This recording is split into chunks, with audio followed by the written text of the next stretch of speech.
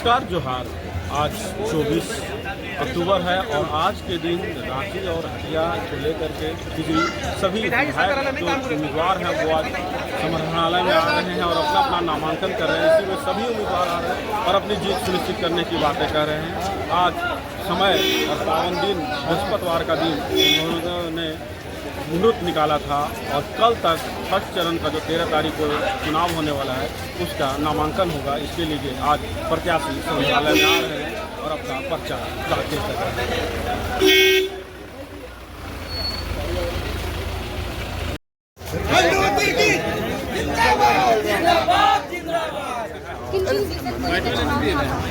अरे भैया मोबाइल पीछे रखिए। मांडर विधानसभा में मुझे मात्र 2 साल हुआ उपचुनाव जीत के हम वापस आए थे, मगर जिस निष्ठा से हम अपने क्षेत्र में काम किए हैं उसको देखकर मांडर की जनता ने और कांग्रेस पार्टी के शीर्ष नेतृत्व ने मुझ पे दोबारा भरोसा जताया है। इस बार हम लोग मांडर विधानसभा को भारी मतों से जीतेंगे और निश्चित रूप से महागठबंधन की सरकार झारखंड में बनाने का काम करेंगे। शिल्पी जी, इस बार आपके टक्कर में सन्नी टोप्पो है, कैसे मुकाबला करेंगे? देखिए, 81 विधानसभा में मांडर विधानसभा ऐसा विधानसभा है जिसमें हमेशा बंदूक की जीत के आए हैं और बीजेपी ने बहुत सारा प्रयोग किया है।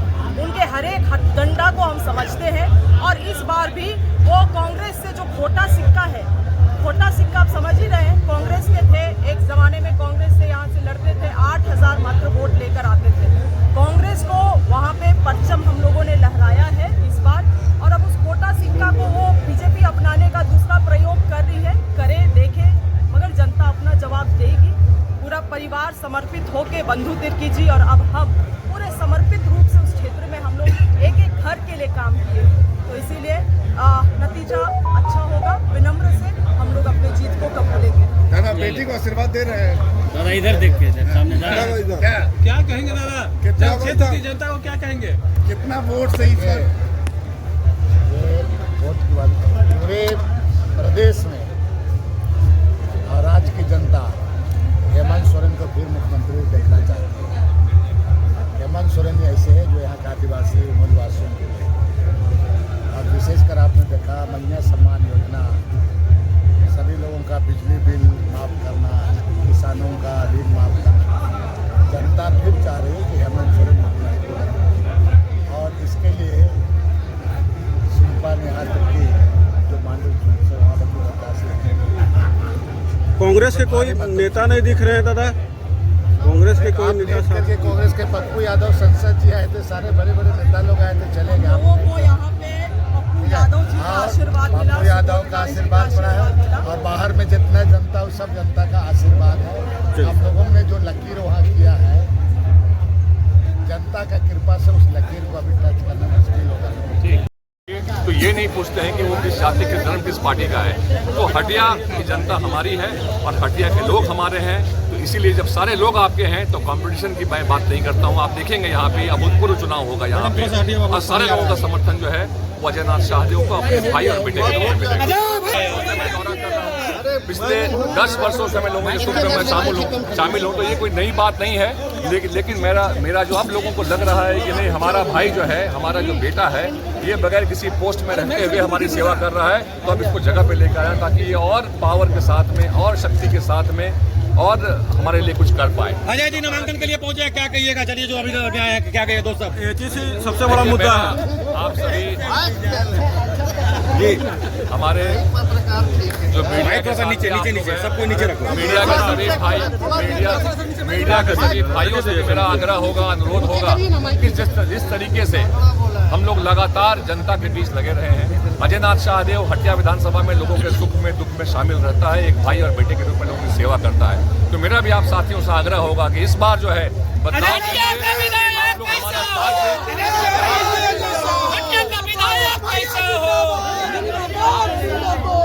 आप भी इसी क्षेत्र के काफी लोग निवासी हैं और मैं सारे लोगों को ये आग्रह करता हूं, मैं सबका अभिनंदन करते हुए, प्रणाम करते हुए, जोहार करते हुए, आदाब करते हुए यही आग्रह करूंगा, इस बार हटिया विधानसभा में बदलाव लेके आना है। एक बार अजयनाथ शाहदेव को मौका देके देखिए।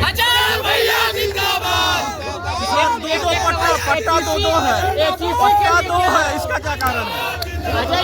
पट्टा 2 है। पट्टा दो है, पट्टा दो है इसका क्या एक समस्या है वहाँ पे।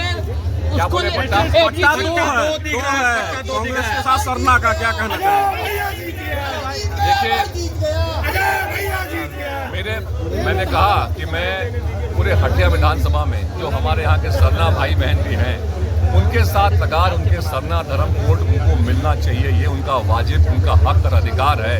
और सरना भाई बहन लोग जिस तरीके का प्यार देते हैं मुझे कि काफ़ी जगह पे, क्योंकि देखिए हम यहाँ के मूलवासी हैं, यहाँ का एक मूल निवासी जो है होने के नाते यहाँ के चाहे सरना भाई बहन हो, यहाँ से बाहर से आके बसने वाले लोग हों, ये सारे लोगों के बीच में अगर कोई ब्रिज हो सकता है, कोई व्यक्ति जो सभी लोगों को लेकर चल सकता है, तो वो अजय नाथ शाह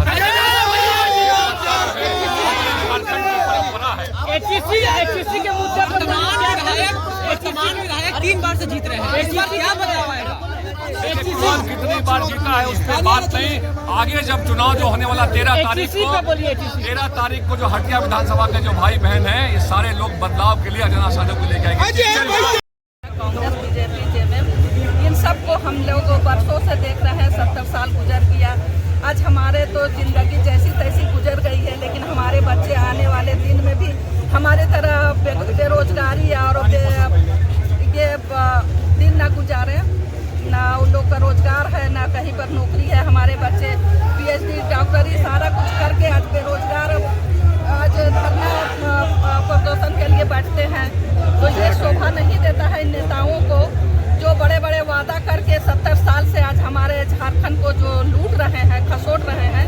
इन नेताओं के लिए एक तमाचा है कि आज हमारे बच्चे को आज आंदोलन करना पड़ रहा है। और बच्चों का हिम्मत अफजाई करने के लिए मैं गार्जियन के रूप पर फरहाना खातून मम्मी के तौर पर आई हूँ, और हमारे जितने जनता है इनकी सारे पूरे झारखंड की एक आवाज़ है कि अब बदलाव होना चाहिए। अब बहुत हो गया कांग्रेस बीजेपी जेएमएम, अब बदलाव नहीं, बदलाव आना चाहिए। मुद्दे ही जो पढ़े लिखे लोग जो सड़क पे घूम रहे हैं उन्हें रोजगार चाहिए।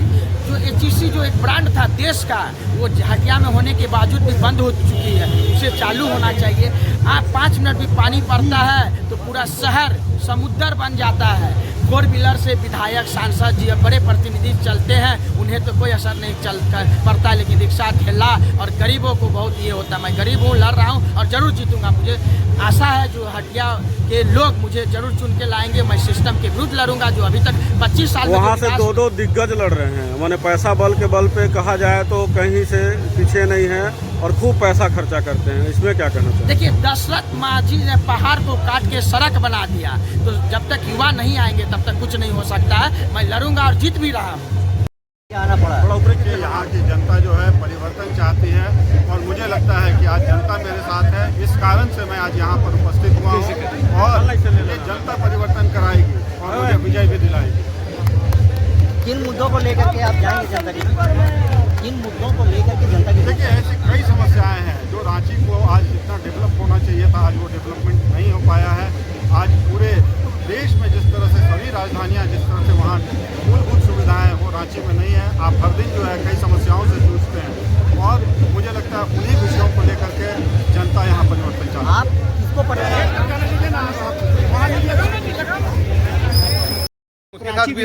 उत्तम यादव का साथ दे रहे हैं कि नहीं? हम लोग सब भाई लोग के साथ में हैं, और जैसा भी रांची की जनता चाहेगी हम उसके साथ में हैं। बहुत बहुत धन्यवाद। जोहार।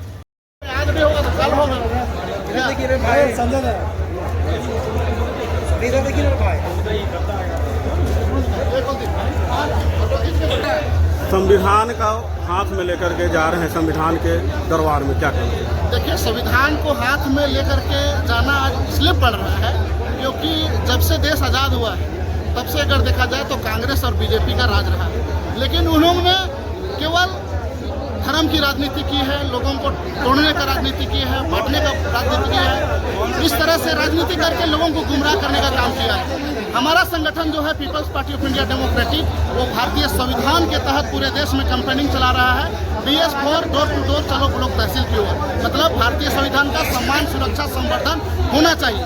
इस आधार पर हम लोग पूरे देश में कोने कोने में घर घर संविधान को पहुंचाने का काम कर रहे हैं, और हमारा जो आज संगठन है वो मांडर विधानसभा से प्रत्याशी उतारा है। संजय महली मैदान में है, संविधान के सम्मान में है। फंस गया।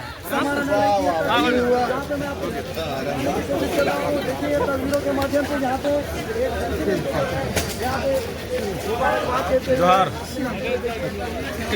आइए अंदर से डाल के आला कमान का सहयोग के साथ खीरी विधानसभा का एक कार्यकर्ता पूरे दमखम के साथ में चुनाव लड़ेगी और 20 तारीख को अपने मतदाताओं के सहयोग से इंडिया अलायंस के पक्ष में पूरा जो है बक्सा नीचे करो ना ईवीएम इंडिया अलायंस का जो छाप रहेगा थोड़ा सा मोबाइल नीचे कीजिए। कांग्रेस पार्टी का छाप, पंजा छाप 1 नंबर बूथ से 413 नंबर बूथ तक सिर्फ और सिर्फ पंजा छाप आपको देखने को मिलेगा।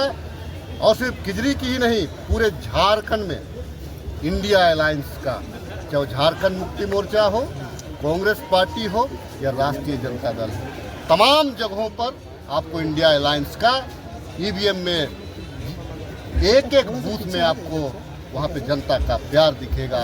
और इस बार फिर से हम लोग हेमंत सोरेन के नेतृत्व में इंडिया अलायंस का सरकार बनाएंगे और झारखंड की जनता का जो मनोकामना है, जिसको हमने कोरोना काल होने की वजह से, लॉकडाउन होने की वजह से पूर्ण नहीं कर पाए, 5 साल में उनकी आकांक्षाओं पे हम लोग उनको पूरा करेंगे।